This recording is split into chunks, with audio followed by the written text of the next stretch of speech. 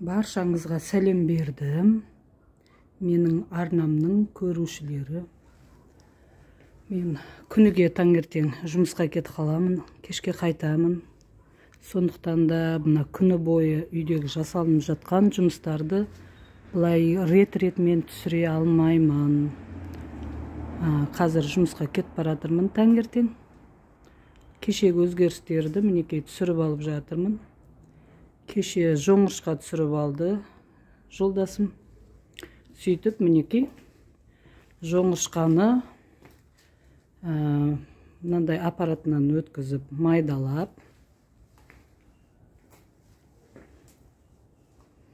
мына қаптарға салып мінекей дайындап қойыпты.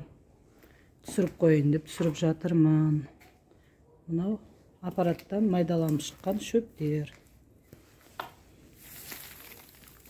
Осылай ұсақтап турап қояды.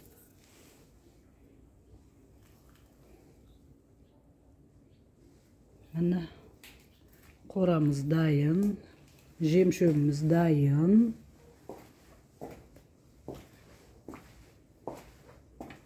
Осылайша бәрін дайындап қойды. Құда қаласа енді қойларымызды алып келгеннен кейін жем шөптерін бере береміз.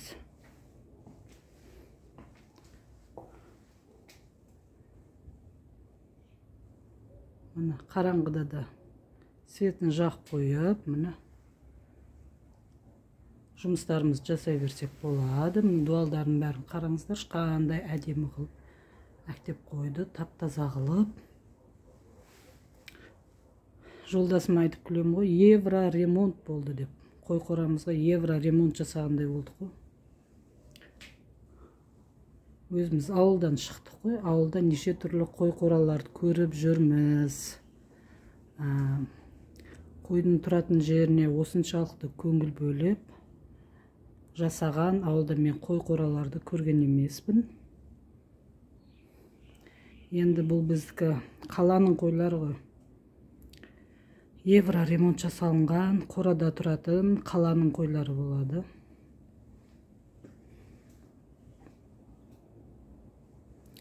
Мінекей, міне көрсетіп қояйын. Мінекей шөбін түсіріп, бетіне міне клёнкасын жауып, мынарға дайындап қойыпты, бәрін жасап.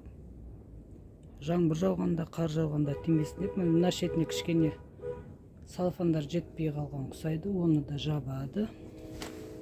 Барлық жерін қымтап жауып қояды.